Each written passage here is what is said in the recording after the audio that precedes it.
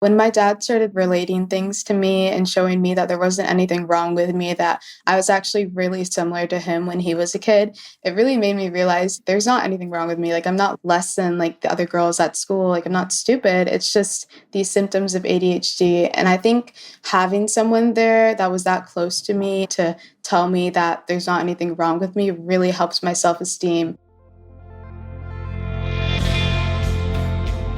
From the Understood Podcast Network, this is ADHD Aha, a podcast where people share the moment when it finally clicked that they, or someone they know, has ADHD.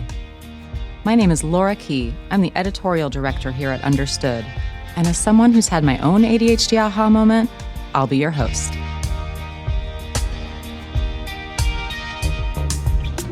I'm here today with Miya Kofo. Miya is a high school student who lives in Rutherford, New Jersey.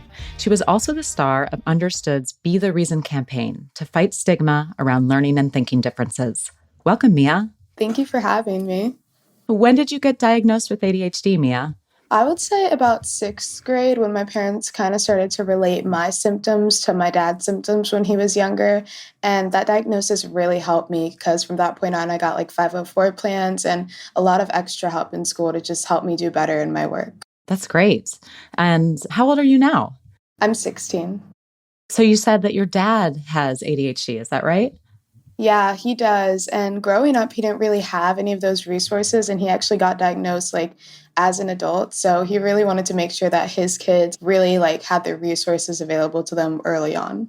Oh, that's wonderful. Good for him. What kind of signs was he noticing in you? Just stuff like I wouldn't do my work on time, but not like kid things where like they just don't want to do their work, like stuff where I actually couldn't do the work. Like I just couldn't bring myself to like put a pen to paper and just get the work done. And that lack of motivation really let him know. Did you notice too that you were struggling with these things that your dad was noticing, or did he really point them out to you for the first time? Well, I just thought that they were normal. I kind of knew that my friends didn't struggle with that, but I thought like, I don't know, maybe I'm like stupid or something, which now I know was like a common misconception that a lot of kids struggling with that pre-diagnosis have. But now I know like it really wasn't like stupid or less than or anything. It was just like ADHD and struggling with those symptoms. Anything in particular that your dad said to you that really made you feel more comfortable with yourself and your diagnosis? Yeah, so I would say like once I started having those symptoms of ADHD, he kind of shared his stories with me of when he was little to make me feel like there wasn't anything wrong with me, that I needed to get these resources and help in the future so I can do better. And like that is a possibility. Because like when I was little, I was like, oh my God, I'm not going to go to college. I'm not going to ever be able to do my work. Like, I'm going to be a failure and like a wreck. But when my dad told me his stories and told me, like, I did struggle with these things, but like, I did go to college. I did like have a family and all these things. I was like, okay, so it's not that bad. Things can get better. And I think like relating to a person that I am close to really made me feel like there was hope for the future. That sounds like an aha moment in and of Yeah. itself. Walk me through an example of when you wanted to do something, you knew you needed to do something, but you just couldn't bring yourself to do it.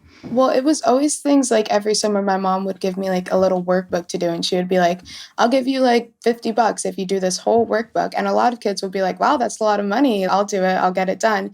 But for me, even though I wanted that money and I wanted that like reward, I just couldn't bring myself to do it. What kinds of things would you do instead? I would just like go on my tablet, like play with my friends, like go outside. And she'd be like, you can use this time to get money and then buy stuff and have fun. And I was like, no, I'm okay. But now, like after my diagnosis, I find that I know my things that I do and I know how I can avoid tasks. So when I see myself doing that, I'm like, okay, Miya, we need to like get the work done so we can enjoy the reward of it later. I think you also mentioned that you didn't listen. What was that about? Yeah, like if my parents or teachers would tell me to do things, I just like wouldn't. I had bad grades when I was little because I really just like didn't do my work. And they would tell me like, do your work so you can get a good grade, so you can like get into better classes and just do better overall. And I just wouldn't make that connection. I would just think of really what I wanted to do in the moment and not really what I need to work towards. Would you ever do your homework and then forget to turn it in? Oh my gosh, all the time. And it makes like you sound like you're lying to the teacher because you're like, I totally forgot this like essay at home. And they're like, you just didn't do it. And I'm like, no, I swear. So now I've come up with a couple skills to like really keep my work together and keep it organized. That's something that we talk about at understood.org in our parenting resources as like sometimes a surprise sign of ADHD is, they'll do the homework, but then it just doesn't make it to the teacher or to Yeah, the class. definitely. Yeah. Were there other kids in your class that was happening for, or were you alone in this?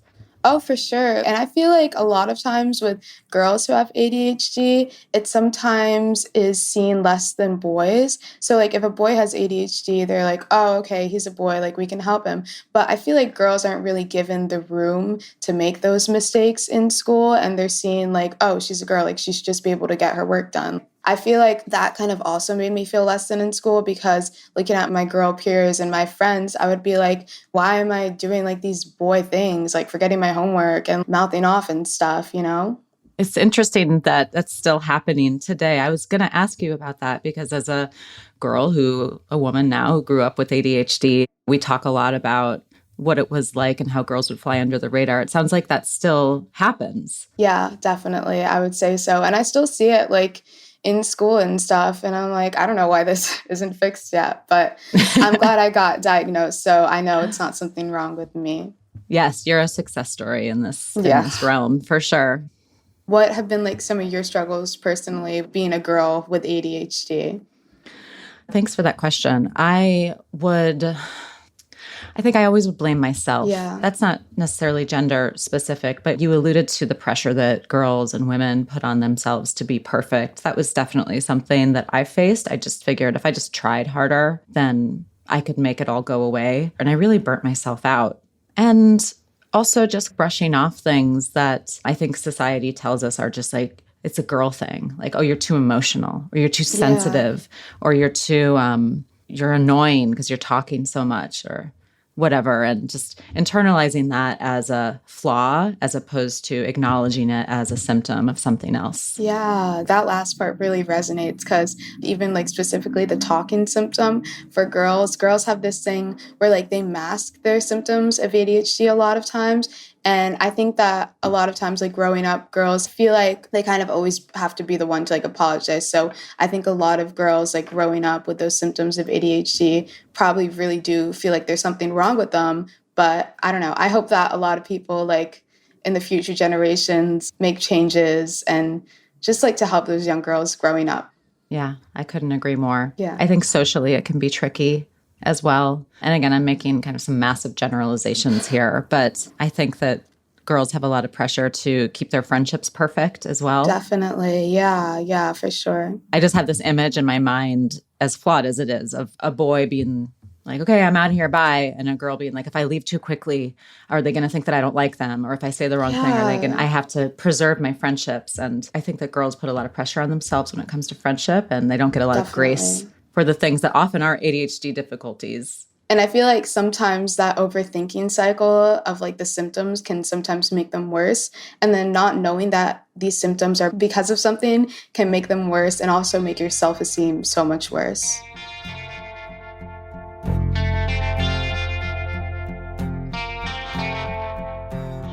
How is ADHD? I'm going to totally date myself here. I'm going to sound so old, Miya. I'm sorry. How is ADHD perceived in your age group these days? I know you're only one person. You can't speak for a whole generation, but in your class even, how is ADHD perceived among teenagers?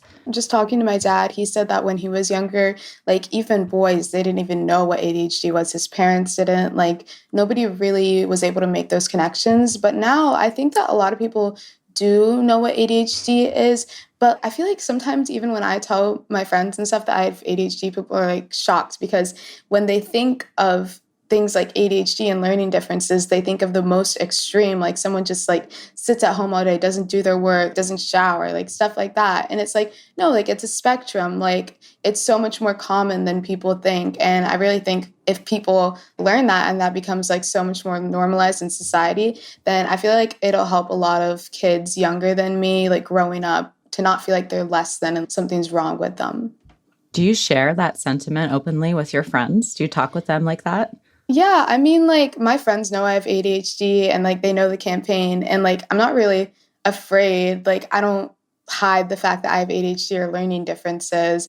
Good for you. That's really impressive, truly. Yeah. Have you ever experienced or noticed kids with ADHD getting made fun of, or the word ADHD being the butt of a joke, even if it wasn't directed at someone? Yeah, I would say definitely growing up, if you had ADHD, again, like I said, people just think of the most extreme. And sometimes people do represent that extreme in school. And I think they would definitely get made fun of. And even sometimes people forget to do things or stuff and they just use ADHD as like a bad thing where they're like, oh my God, I'm so ADHD, like things like that. And I think that does perpetuate the stereotype and the negative stigmas that come along with it. I totally agree with you. I was going to bring up that example. I'm so ADHD. That's just a thing that's said. What other kinds of expressions or things do people say that you wish that they would stop saying?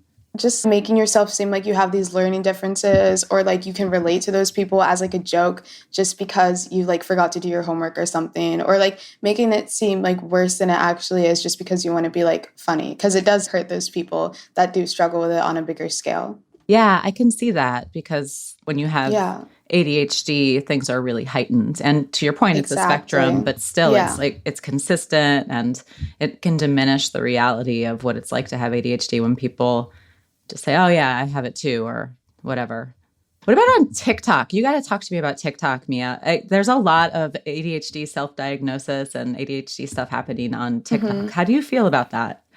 Well, I don't know. I think that in recent years, a lot of like self diagnosis has gone on, especially with my generation. There's a lot of TikTokers now who spread ADHD like awareness and talk about the symptoms. And I think that it is way more common than people think. So they could have ADHD, but also I think that when people self diagnose, it hurts the cause in a way because you're just like spreading things and like spreading your symptoms that people with ADHD and actually like really struggle with it don't relate to. And they could be like, why am I like worse than this person? But it's because like they don't actually have ADHD, you know? Yeah, that makes a lot of sense. I personally don't use TikTok that much because of this thing I recently learned about called doom scrolling that like really affects people with ADHD because they get hyper fixed on things. So I'll just be like scrolling and scrolling and then I'll look up and it's been like 2 hours. So I found that personally TikTok isn't really a good app for me and it can get me stuck in those cycles where I don't end up doing work or anything like that in a day.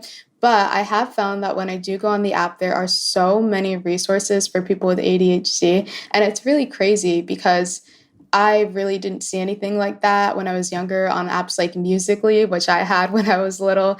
And I think that it's so good. I'm really happy that it's being like really widespread because let's say like a little kid has been like struggling with these symptoms and they think there's something wrong with them. And then they come across a video spreading awareness. I think it can help so many young kids. Where do you think you would be with your grades if you hadn't gotten diagnosed with ADHD? I don't think I would be doing good in school. Like I would probably be failing because, you know, like the 504 plan that helps me so much and I get extra help in tests and stuff.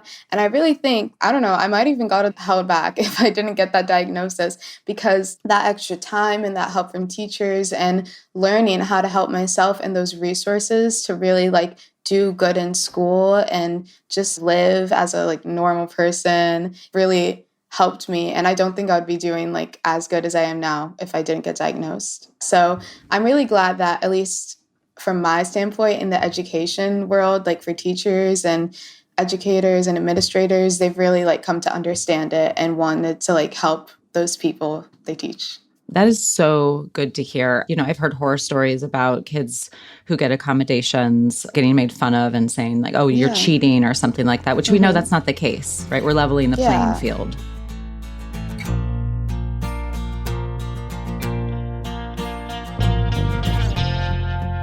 What other kinds of symptoms did you struggle with? We've talked about forgetfulness. We've talked about lack of motivation. What about hyperactivity? Any restlessness, fidgetiness, anything like that? Oh, definitely. Like when I was younger, just talking in class, like talking to anyone, not being able to sit still during parent teacher conferences. The one like constant thing throughout like all my grades was like, she talks too much. She talks to everybody. And when like we're in a test, she won't stop talking. And I think that's definitely a symptom of ADHD. And now I understand that. And like I said, like I have a balance in school. But yeah, that was always something that came up. Yeah, definitely an ADHD symptom. How did ADHD or how has ADHD affected your social life? A lot of times for me personally with ADHD, it kind of makes me think, not think less of others, but kind of just think more of myself and not really try to totally understand where other people are coming from. So, like with my friends, we got into so many fights. So it would be like maybe I said something that hurts my friend, and I'm like, either I totally don't remember saying it because I was just like saying things and not thinking, or I just like really didn't try to think of how it affected them because I was just so in my own world. Last time we talked, I think you said that people perceived you as selfish. Yeah, I would say so. I mean, I think like growing up after my diagnosis, I noticed a lot of things about myself. And I would say that it's not totally selfish when people with ADHD do that. That's not their intent, but it can often come off like that. And what are your friendships like now? Do you still feel like you're perceived as selfish, or are there any hiccups in your social life right now, or has that shifted as well? Yeah, well, like no friendship is like perfect, but now I have a lot of friends that I love them all. And like me and my best friend personally, I feel like me with my ADHD and just like being forgetful and kind of in my own world, we got into so many fights when I was little, like always bickering and stuff. But now we're like so close and it's really good because I found that like I just need to learn to listen to people more and really put myself in their shoes. And I think that all my friendships has thrived as a result. How do you do that? I mean, do you have any pointers for me, honestly? Because the ADHD brain makes it so hard to pump the brakes and Yeah. stop yourself from interrupting people and to take a breath, you know? Do you teach me, Mia? Please. Well, yeah, I've had to really, really learn to think before I speak because honestly, I think that was a big problem in my relationships when I was younger that I would just not think before I would speak and I would just blurt everything out. So now, like, at least I try. I take like care in what I say to people and like I really think before I say something like how they could interpret that or like how that could possibly hurt someone. And I think that my friendships have lasted longer as a result. So when we were chatting, you mentioned something about noticing, quote, toxic cycles and how that was related to becoming more self-aware. Can you talk a little bit about that? Yeah, so I think that with my social life, but even with school, I've really had to notice those cycles that I do. Like, let's say it's for school, like getting an assignment, not doing it, getting that bad grade, and then feeling bad about myself, and then it starts all over again. So even though it took me a while to notice those things, I think it really did help me in all the different aspects of my life. And I personally think that quarantine really helped me with that because school kind of slowed down. So I was able to like really grasp like what I needed to do better in school and even my social life. And probably because I was so young, like sixth grade when I got the diagnosis, I really couldn't fully understand what ADHD meant and what the symptoms were and how I needed to help myself rather than like those accommodations and my parents helping me. Because I think it's like a two-part thing. Like your parents need to help you, you need those outside things like other sources, but you really also need to notice those cycles in yourself and really need to like help yourself also. Wow, that's beautiful. What advice do you have to other kids like you who have ADHD? I would say there's not anything wrong with you. Like, you're not less than if you have ADHD and you have these differences.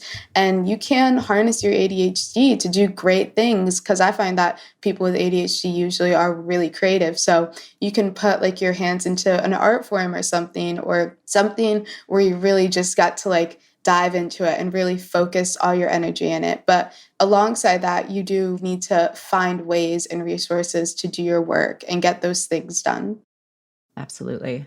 Mia, it has been so wonderful to talk with you. It's so refreshing to talk with such a bright, amazing teenager and to Thank learn from you. you. I'm really grateful for your time.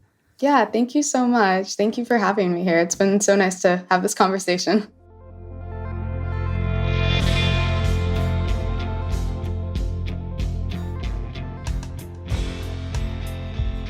You've been listening to ADHD Aha from the Understood Podcast Network. If you want to share your own aha moment, email us at adhdaha@understood.org. I'd love to hear from you. If you want to learn more about the topics we covered today, check out the show notes for this episode. We include more resources, as well as links to anything we mentioned in the episode. Understood is a nonprofit organization dedicated to helping people who learn and think differently discover their potential and thrive. We have no affiliation with pharmaceutical companies. Learn more at understood.org/mission. ADHD Aha is produced by Jessamine Molly. Say hi, Jessamine. Hi, everyone. Brianna Barry is our production director.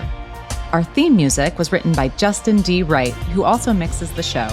For the Understood Podcast Network, Scott Koshira is our creative director, Seth Melnick is our executive producer, and I'm your host, Laura Key. Thanks so much for listening.